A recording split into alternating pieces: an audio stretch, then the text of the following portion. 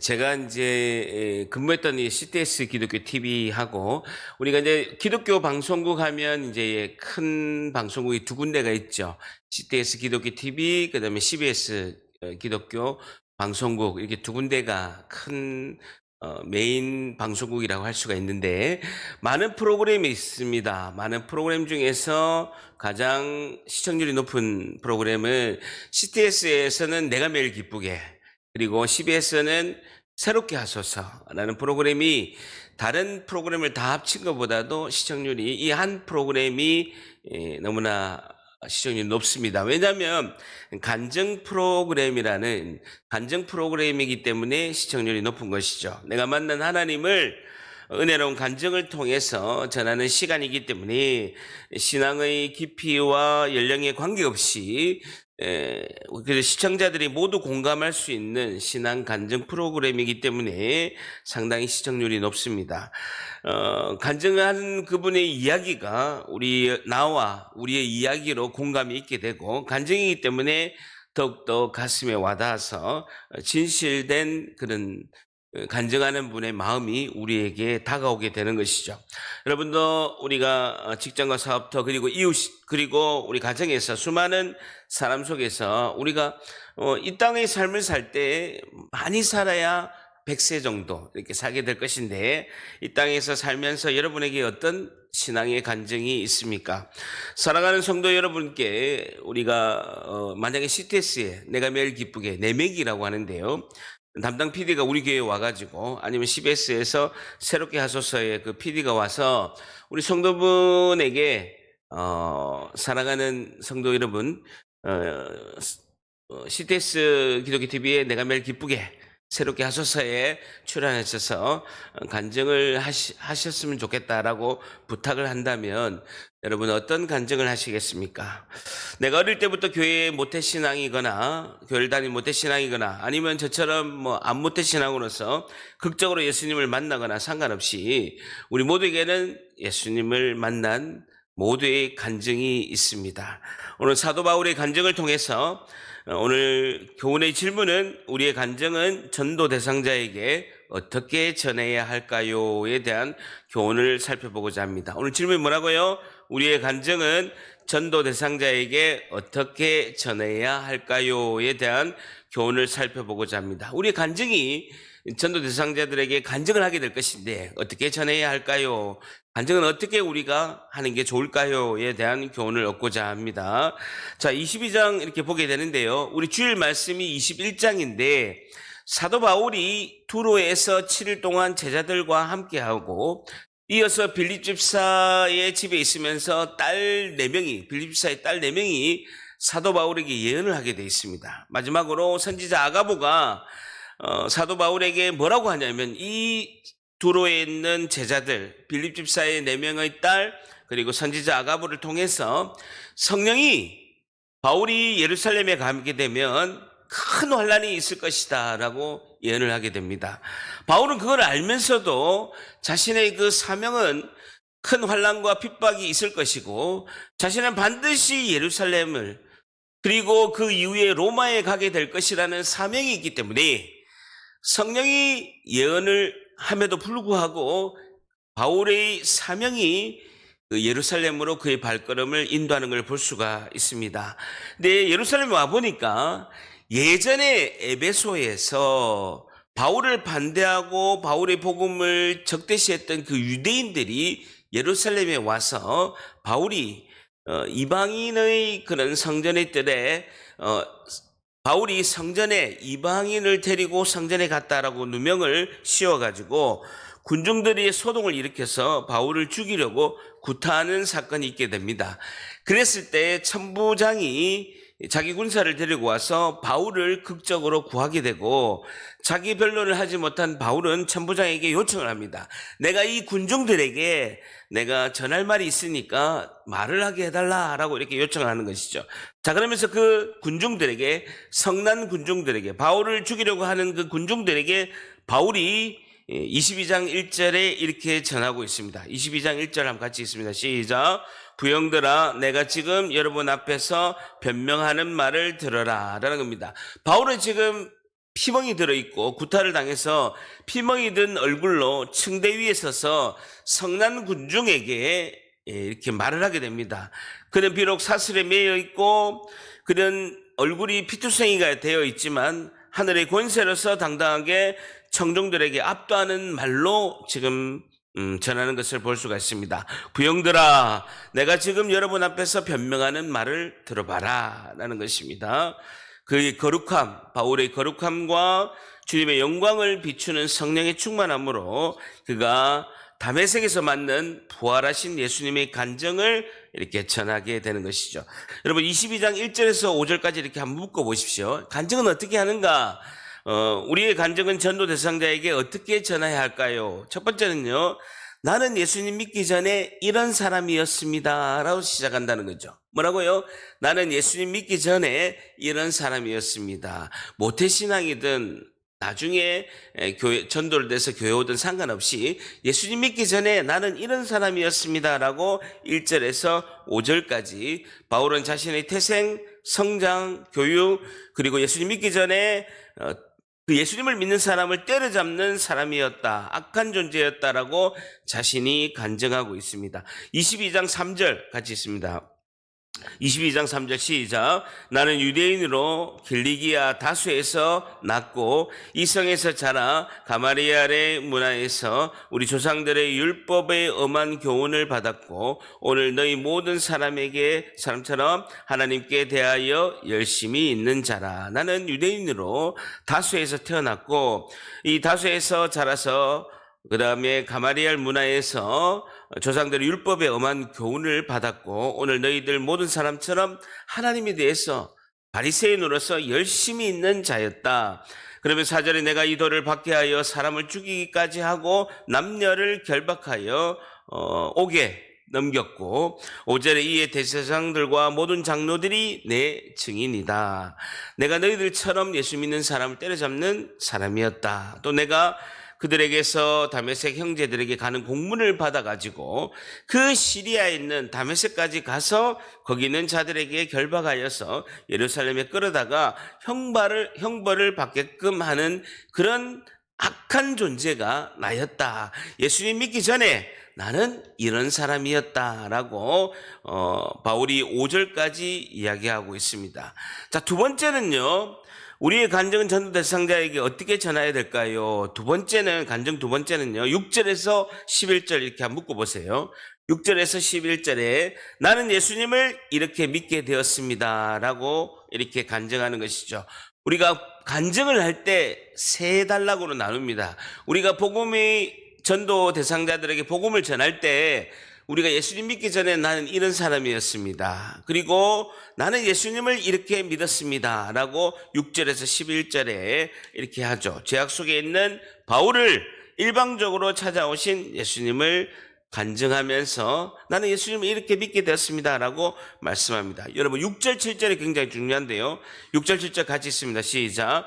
가는 중 다메섹에 가까이 갔을 때에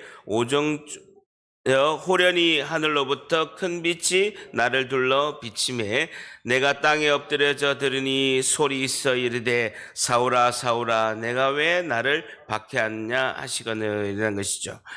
바울은 하나님을 믿는 백성들을 박해했습니다. 근데 그것을 주님은 자신을 박해했다라고 예수님은 그렇게 말씀하고 있습니다. 바울은 믿는 하나님의 백성들을 박해했는데 예수님은 사울아 사울아 내가 왜 나를 박해하느냐라고 이렇게 말씀하고 있습니다. 저도 신혼 초에요. 굉장히 많이 어려움이 있었죠.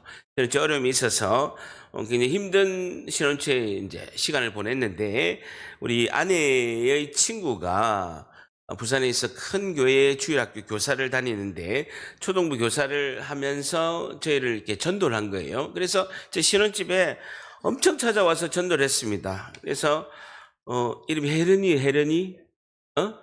혜련이 막 엄청 찾아와가지고 매일 토요일만 되면 오고 주일날 교회 가자라고 전도를 엄청 했죠.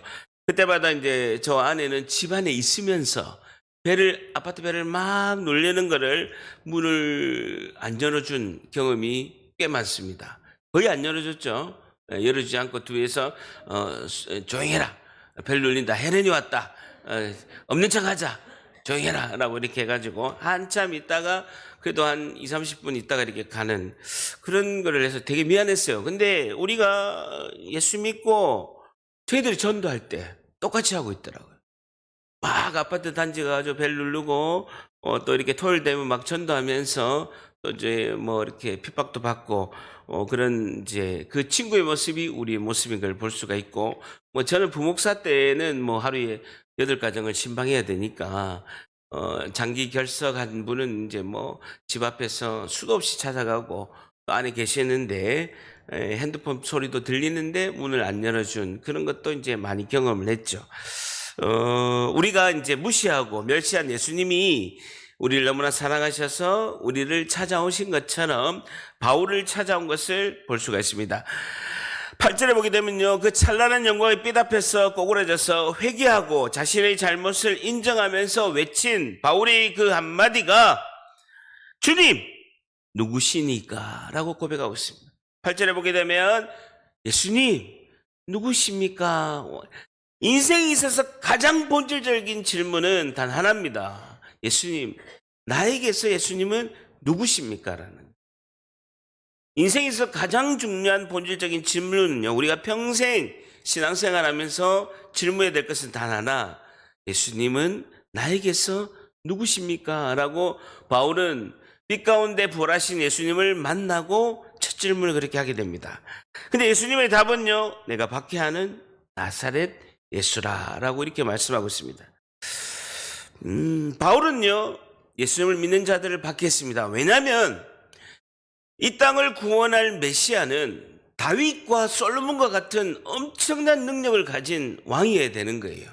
그리고 로마의 압제를 무찌르고 정치, 경제, 문화를 다 통치하면서 로마의 식민지를 무찌를 엄청나게 힘이 세고 능력자인 메시아를 유대인들은 기대했습니다. 그런데요, 예수님이 이 땅에 오셔서 나무에 못 박혀 죽으시고 십자가에 죽어서 저주를 당하시면서 처절하게 돌아가신 거예요.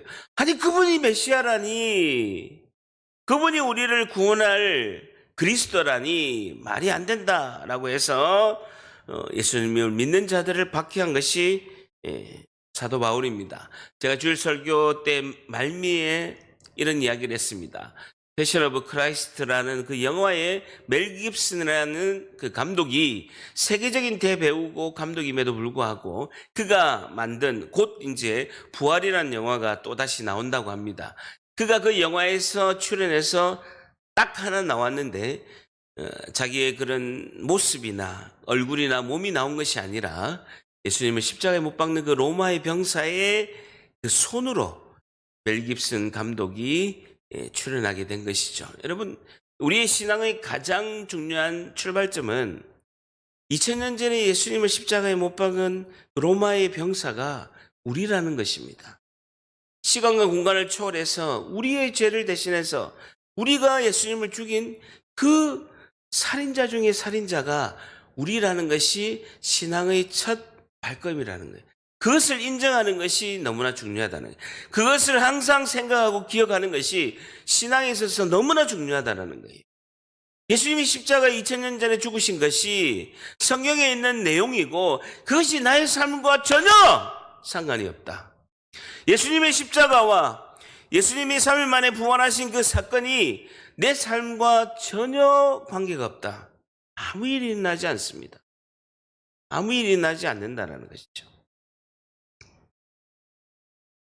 여러분, 우리는 예수님을 얼마나 무시하고 멸시하였습니까? 예수님 믿기 전이나 예수님을 믿고 난 이후에도 우리는 너무나 예수님을 많이 무시하고 멸시하였습니다. 아이고, 목사님, 나는 한 번도 예수님을 멸시한 적이 없어요. 예수님 믿기 전에는 멸시한 적이 있는지 모르지만, 무시한 적이 있는지 모르지만, 내가 예수님을 믿고 나는요, 어떻게 내가 예수님을 무시하고 멸시하겠습니까? 라고 이야기할 수가 있습니다. 여러분, 잘 생각해 보세요.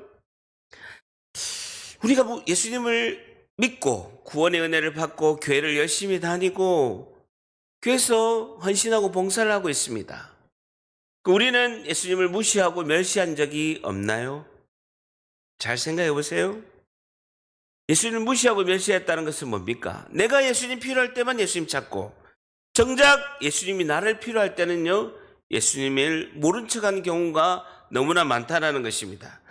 우리 주변에는요, 눈에 보이는 예수님이 너무나 많이 있습니다. 마태복음 25장 40절에는 예수님이 이렇게 말씀하셨습니다.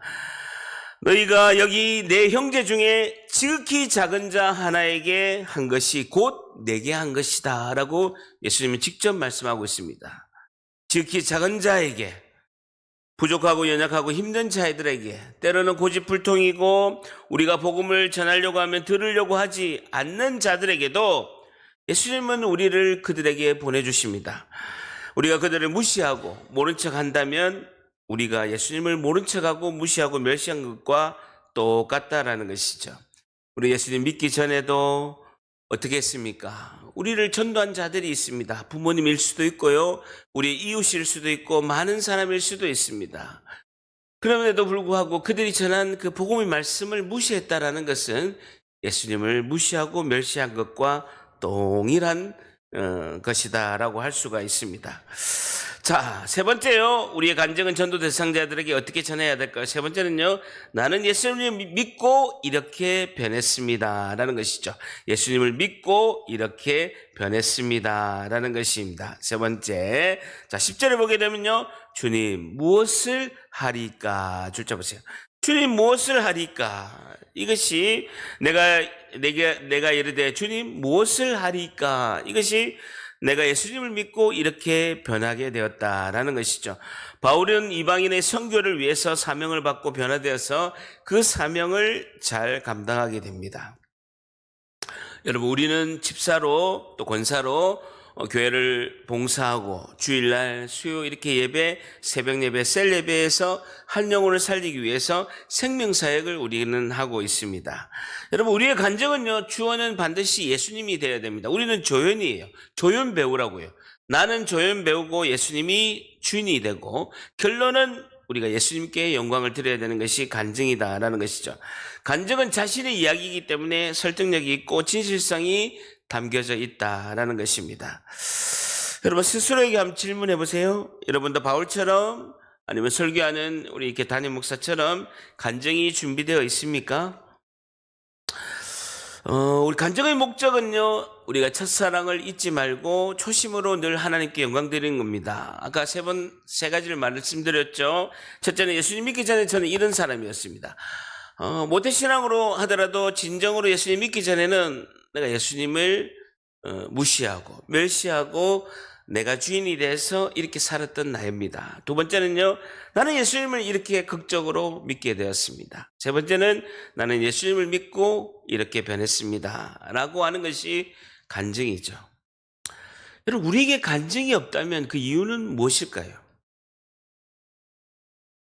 잘 생각해 보세요. 피곤한 오늘 수요일 저녁인데요, 잘 생각해 보세요. 우리에게 간증이 없다면 이유가 무엇일까요? 오늘 제가 설교를 다 준비를 끝내고 오늘 안 되겠다, 지금 집사람하고 제가 감기가 좀 심하게 걸렸거든요. 그래서 오늘 공기가 너무 좋아가지고 조금 걸어야 되겠다라고 하면서 계속 묵상을 한 거예요. 우리에게 간증이 없다면 그 이유가 무엇일까? 정말 예수님은 살아계시고 살아계신 하나님이시고, 내가 예수님 믿기 전에 이런 삶을 살았고 예수님을 이렇게 믿게 되었고 예수님을 믿은 후에는 이렇게 변화된 삶을 살고 있습니다. 너무 명확한 거예요. 살아계신 예수님을 믿는다면 반드시 이것이 구분되어서 우리 안에 간증이 있어야 되고, 어느 누구를 만나더라도 복음을 전할 수 있는 이 세 가지의 패턴대로 복음을 전할 준비가 되어 있어야 됩니다. 그러나 나에게 왜 간증이 없지?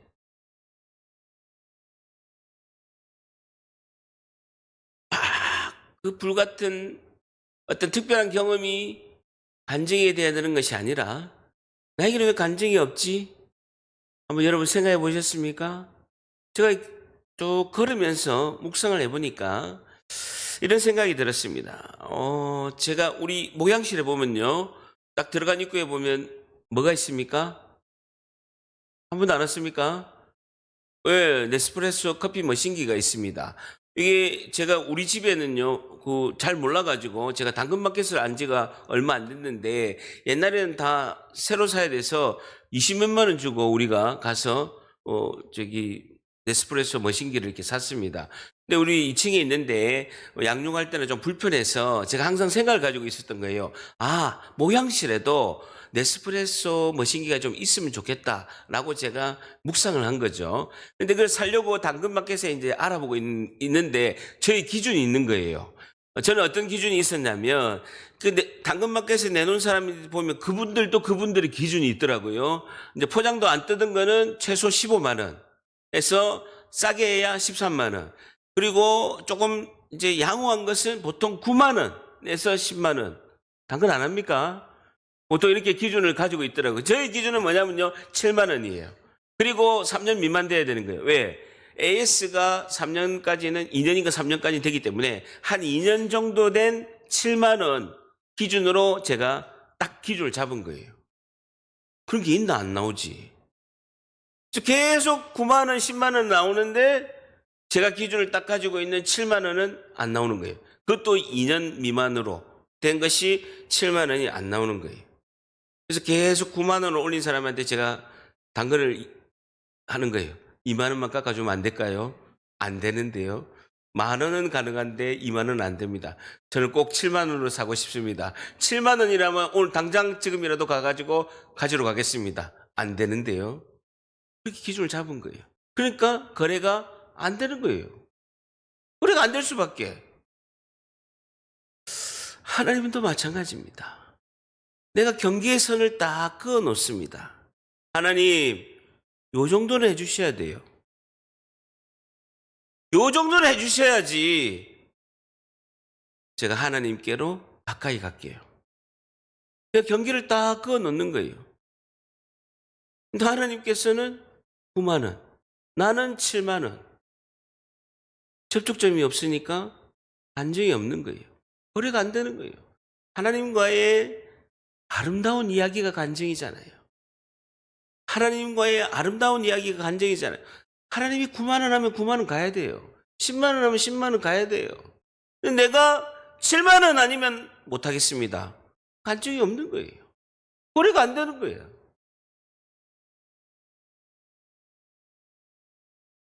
내가 경계를 딱 그어놓고 하나님의 은혜의 선을 그어놔서 하나님이 이렇게 해주셔야 됩니다. 라고 하면요, 간증이 이루어지지 않습니다. 왜? 내가 주도권을 잡은 거예요. 여러분, 간증은요, 예수님 이야기입니다.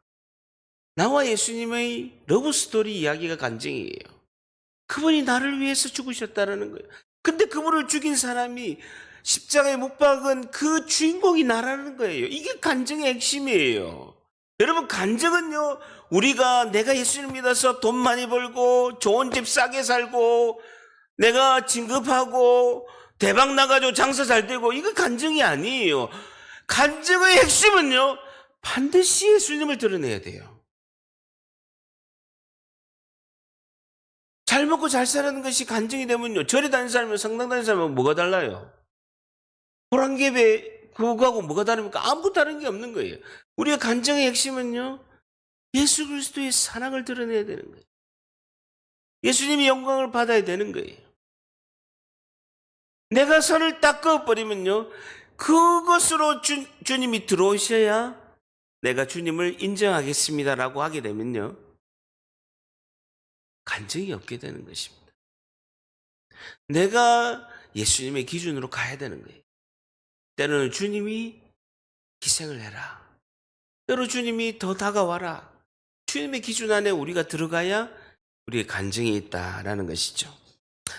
여러분, 우리가 한 군데 볼게요. 신약성경 381페이지 보면요, 베드로전서 3장 15절 있습니다. 주보를 우리가 사도행전 22장에 끼우시고요. 신약성경 381페이지 베드로전서 3장 15절 보게 됩니다.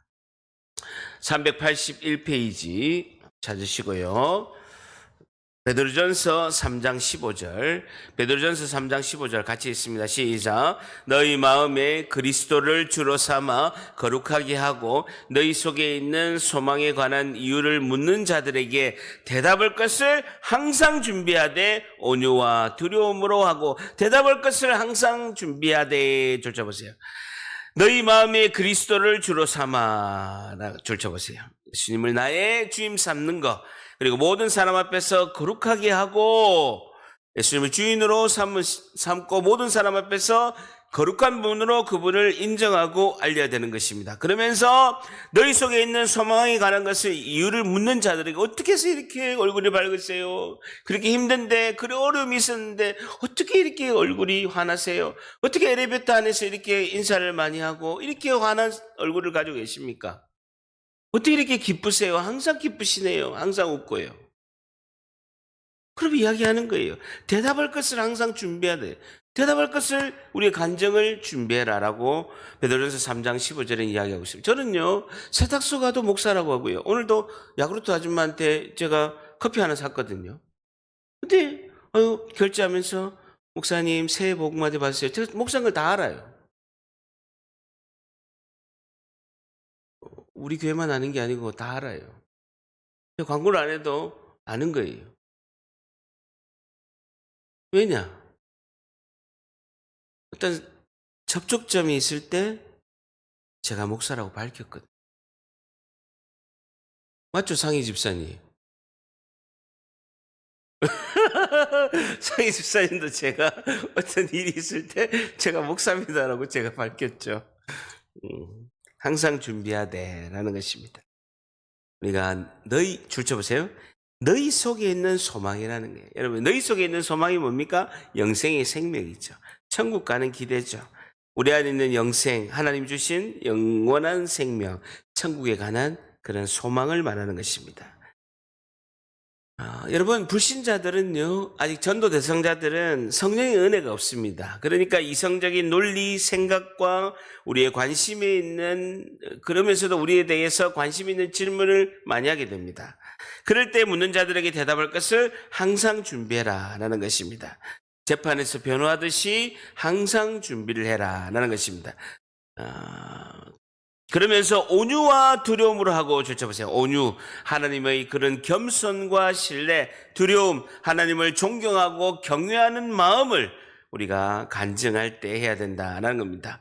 온유와 두려움으로 우리 간증할 때 자기 주장이나 자기 감정으로 하지 말고 하나님 앞에서 겸손하고 하나님을 존경하는 마음으로 진리만을 말하는 것을 항상 준비하라는, 우리가 항상 준비를 해라라는 것입니다. 하나님 앞에서 겸손하고 존경하는 마음으로 진리만을 말해라라는 것입니다. 그러면 16절 크게 한번 읽습니다. 시작. 선한 양심을 가지라. 이는 그리스도 안에 있는 너희의 선행을 욕하는 자들로 그 비방하는 일에 부끄러움을 당하게 하려 함이라. 선한 양심을 가져라라는 것입니다. 선한 의식을 가지라라는 겁니다. 하나님 앞에서 자신을 의식하고 정결하게 살아야 된다라는 겁니다. 간증의 내용 중에서 굉장히 중요한 포인트가 선한 양심이다라는 것이죠. 우리가 아무리 설득력 있는 간증이라도 양심에 선하지 않는 내용이라면 올바른 간증이 아니다라는 것입니다. 16절에 이는 그리스도 안에 있는 너희의 선행을 욕하는 자들로 그 비방하는 일에 부끄러움을 당하게 하려 합니다라는 것입니다. 우리가 선한 양심을 우리가 전도 대상자들에게 보일 때 우리를 모욕하고 핍박하는 자들의 그들의 모든 행동이 거짓으로 드러나서 오히려 그들을 부끄러움을 당하게 하게 된다라는 것입니다. 아시겠죠? 자, 22장으로 다시 돌아갑니다. 사도행전 22장으로 다시 돌아갑니다. 여러분, 다시 질문을 드리겠습니다. 여러분, 예수님을 다른 사람에게 전하기 위해서 간증을 우리가 준비해야 되는데 그 간증을 준비할 때 핵심이 있다라는 거예요. 누구에게나 분명히 우리에게는 간증이 있습니다. 누구에게나 간증이 있다라는 거예요. 여러분, 담임 목사님 저만큼 막 불같은 은혜를 하고 막 엄청나게 이런 거 아니라도 우리에게는 누구나 예수님을 전하는 간증이 모두에게 다 있다라는 거예요. 모두에게 다 있다는 거예요. 그게 뭡니까? 인생에서 누구나 예외 없이 오는 고난이라는 거예요. 고난이 간증의 중요한 주제가 된다는 거예요. 여러분, 누구도 피할 수 없는 것이 인생에 있어서 오는 고난이라는 거예요. 고난이라는 겁니다. 고난은 그 선한 양심 이상으로 우리에게 좋은 간증의 도구가 고난이라는 것이죠. 그래서 주변에 고난 앞에 있는 사람이 눈에 보인다고 한다면 우리가 간증으로 할 수 있는 아주 중요한 주제가 우리에게 주어진다라는 것이죠. 그래서 간증을 하게 됨으로써 나의 유익이 있고 또 신앙을 견고하게 하는 큰 유익이 있다라는 것이죠. 여러분, 공부를 이렇게 하게 되면요, 공부를 잘하는 학생들 보게 되면요, 공부가 쉬운 것이 아닙니다. 공부는 고통이죠. 공부 안 하고 노는 것이 즐거운데 공부를 열심히 한다는 것은 고통이죠. 공부가 힘들고 고통스럽지만 공부의 의미를 깨닫고 착실하게 준비를 한다면 그 과정을 통해서 인내도 배우고 인격도 성숙하게 된다라는 것이죠. 공부를 함으로써 내가 왜 공부를 해야 되는 목적과 방향, 목표가 정해지면 공부가 힘들지만 즐거울 수 있다라는 것입니다. 마찬가지로 우리가 고난을 통해서 인간은 주님의 우리가 고백하는 건 단 하나예요. 고난 앞에서 우리의 고백은 단 하나라는 거예요. 그러니까 예수님 필요하다는 거예요. 내가 내 생각대로 안 된다는 거예요. 여러분, 인생이 내 생각대로 되면요, 예수 믿을 사람 몇 명이나 있겠습니까? 안 된다라는 거예요. 고난을 통해서 주님의 필요성을 깨닫게 되고 고난을 통해서 자기의 진정한 연약한 모습이 보이는 거예요. 여러분, 내가 나를 제일 몰라요. 근데 고난을 통해서 나의 참모습을 보게 된다는 거예요. 나의 연약한 모습을 보게 되고 그 고난을 통해서 예수님이 필요하고 예수님을 만나는 그 은혜의 간증이 우리가 고난을 통해서 우리가 알게 된다라는 것입니다. 내가 조금 신앙을 가지고 있고 예수님을 잘 믿는다 하더라도 고난 앞에 서게 되면요, 나의 신앙의 점수가 나오게 되는 것이죠. 그래서 마지막으로 고난을 통해서 우리의 신앙의 불순물이 제거하게 된다라는 것입니다. 욥기서 23장 10절에 보게 되면 이렇게 말씀하고 있습니다. 내가 가는 길을 그가 아시나니 그가 나를 단련하신 후에는 내가 순금같이 되어 나오니라 라는 것입니다. 고난을 통해서 예수님께서 우리에게 불순물을 제거하는 정금같이 순금같이 우리를 변하게 되시는 그 은혜를 베푸신다라는 겁니다. 그래서 결론은요, 간증의 결론은 그래서 예수님이 필요하다라는 거예요. 그러니까 당신도 예수님 필요하니까 같이 믿어보자. 열심히 같이 믿어보자라는 것이죠. 그래서 간증의 핵심은 예수님이어야 되고 우리가 손을 잡고 같이 예수님께로 인도하는 것이 전도고 간증의 핵심이다라는 것입니다. 예수님은 우리 위해서 십자가에 죽으시고 그분을 우리 위해서 다시 사신 그 부활의 생명의 능력이고 예수님은 하나님의 아들이심을 전해야 된다는 겁니다. 요즘에 우리 동생이 조금 아프거든요. 그래서 제가 엄청 복음을 전하고 있습니다. 그러니까 막 힘드나 봐요. 막 신앙서적도 막 병원에 넣어주고 이러니까 읽지도 않으면서 막 좀 많이 힘드나 봐요. 막 복음을 전하니까 계속해서 막 새벽마다 막 은혜를 받은 걸 막 보내거든요. 몸이 아프니까 안 그래도 짜증나가지고 병원에 오래 있는 게 힘든데 형이 자꾸 복음을 전하니까 힘드나 봐요. 그래서 저한테는 불평을 못하고 애꿎은 그나한테 너가 아빠 종교 이야기 좀 하지 말아라. 괴로워 죽겠다. 그러면서 심령이 주님께 조금씩 가는 거예요. 여러분, 고난을 당해야 주님께로 가는 겁니다. 그래서 바울이 고난이 유익이다라고 말씀하는 겁니다. 고난을 통해서 나의 연약함을 깨닫고 내가 자만하고 잘난 맛에 살은 그 인생의 그런 생각들이 하나하나씩 무너지고 그래서 예수님이 필요합니다. 그래서 하나님의 은혜를 간절히 사모하고 나아가는 것이죠. 여러분, 우리가 인생의 삶을 살아갈 때 우리의 간증이 항상 준비되어야 됩니다. 우리의 간증의 핵심 뭐라고요? 우리를 구원하신 십자가에 죽으시고 3일 만에 부활하신 예수님 드러내고 예수님의 그 높으신 영광의 은혜를 찬란한 빛 가운데 우리가 주님의 빛을 받아서 반사하고 그 주님을 그 삶을 따라서 이 땅의 삶을 살아가는 우리 모두가 되시기를 예수님의 이름으로 간절히 축복합니다. 아멘. 기도하겠습니다.